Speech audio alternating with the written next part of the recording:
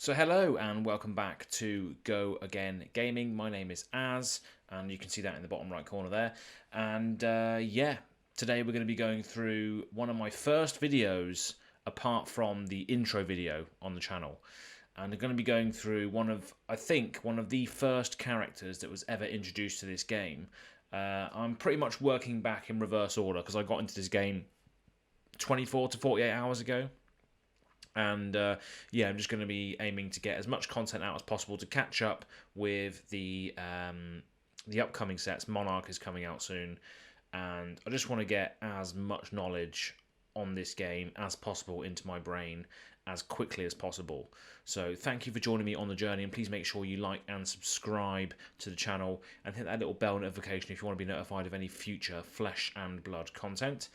So yeah, today I'm going to be going through one of the first characters that I think was released. I haven't done my history, I haven't done my homework, but hopefully this is the correct thing.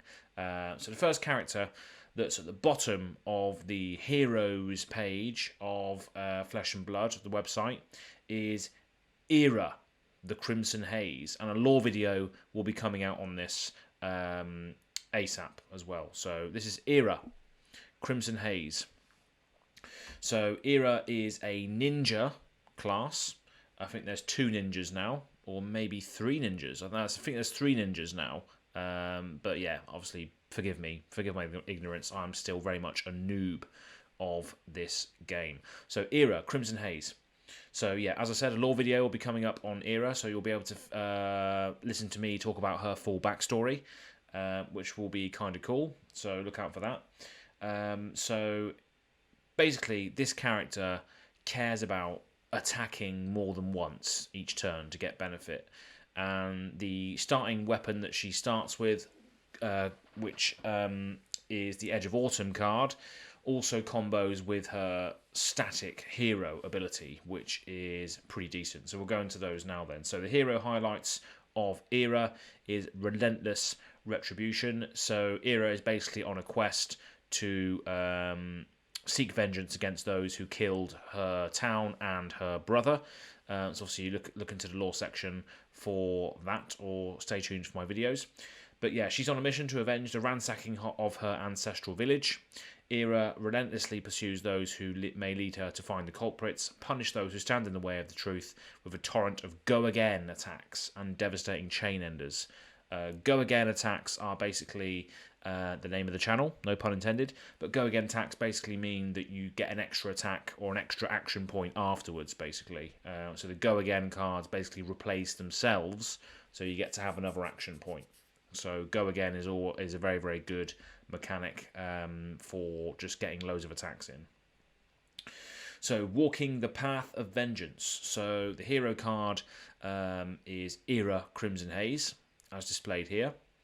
So, she doesn't actually have a young hero card by the looks of it. I don't think young hero was in this set. No, so I'm learning something new every day. But here we go. Era the Crimson Haze only has 20 HP as well, 20 life. So in the bottom right corner here, you've got the amount of life it takes to kill, and Era only has 20 life, so she can only be really played in sort of the Blitz format, 15-20 minute games. Where you use young heroes. So I think Era could probably be used in that format, but not so much any of the standard constructed stuff or the ultimate pit fight multiplayer modes. Unless you had some sort of agreement with the other players where they could drop their life to everyone has the same, maybe. I don't know how that would work. But yeah, this is the first card and the first character that I'm going through. So a lot could have changed since the inception of this particular character. So Era, Crimson Haze. So she has 20 life, as I just mentioned, and she has an intellect of 4, which means you draw up to 4 cards at the end of your turn. So yeah, that's pretty standard across the board that I've seen so far. And her ability says your second attack each turn gains +1 power. So your first attack isn't going to be as powerful as your second, third, fourth attacks. So the aim of her deck really should be to get as many attacks in as possible.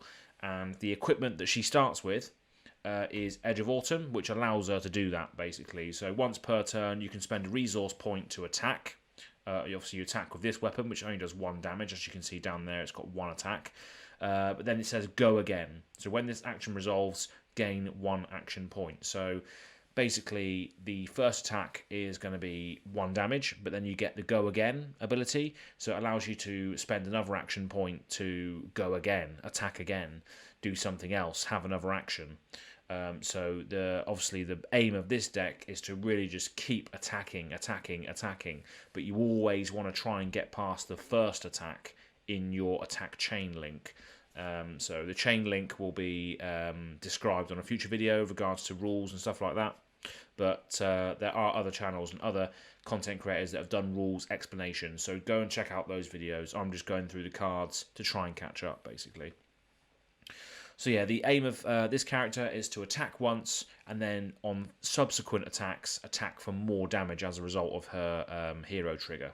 So your second attack, each turn gets +1. So it's actually, no, forgive me. So it's only your second attack that gets to +1. Yeah, you will always want to get past your first attack with Era, which could be quite good because there might be sort of attack reaction cards which can buff up your main attack. So when you're attacking someone for the first time in the turn, they might not want to use a lot of their sort of defense cards and their defense reaction cards because they think that you're just skipping that attack to get to the second attack, which is going to be all out. So you can play some funny mind games with your opponent when they think that your second attack will be the most deadly, when in fact you can hit them in the face for a massive amount of damage out of nowhere on the first attack, potentially. So yeah, you can play that game with your opponent with this card and with these cards, potentially.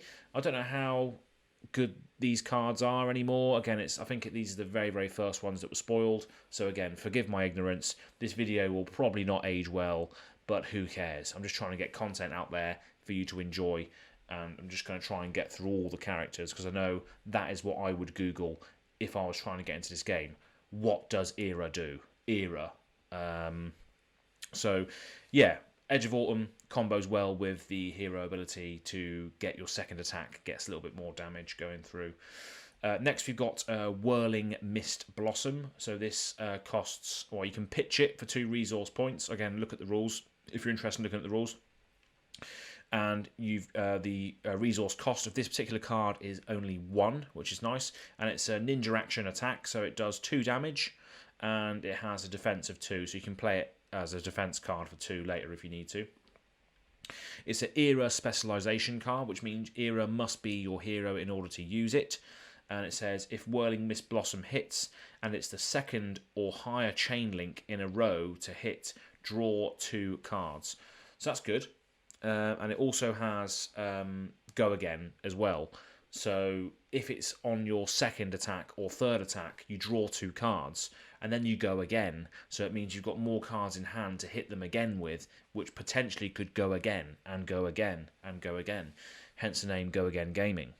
But yeah, just a really, really cool card.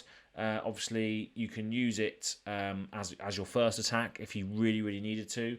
But again, you want to be using it on your second attack or third attack, your later attacks, because if it goes through, you obviously get to go again, and you draw 2 cards. No, if it hits in a row to hit, draw 2 cards. Yeah, so you do obviously have to draw to draw 2 cards. You do actually have to hit them, but I still think you are allowed to go again regardless of whether the result is good or bad for you on that particular attack chain. So yeah, quite a cool card. Whirling Mist Vengeance, and Era is the only one that can use that. Next we have Scar for a Scar, costs 1 resource point. It can be pitched for 1 resource point, and it costs 0 to play, so you don't have to pitch anything for this.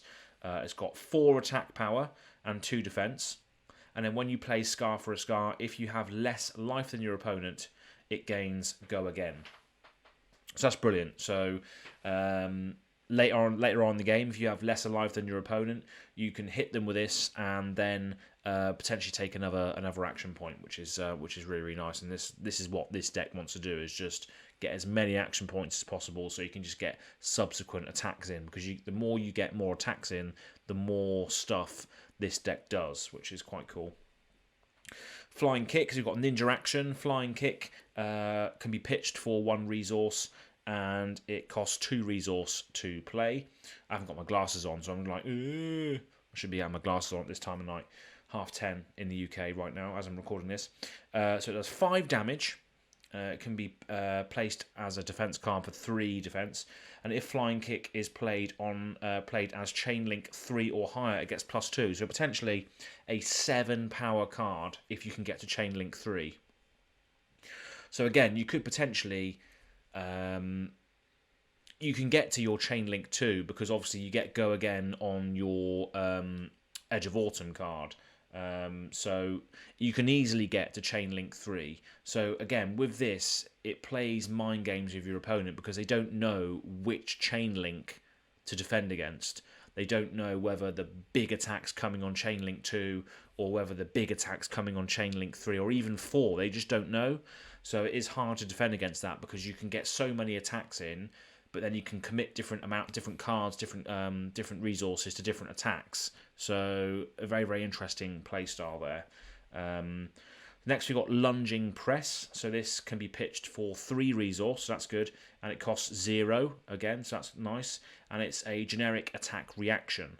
So target attack card gains +1 power.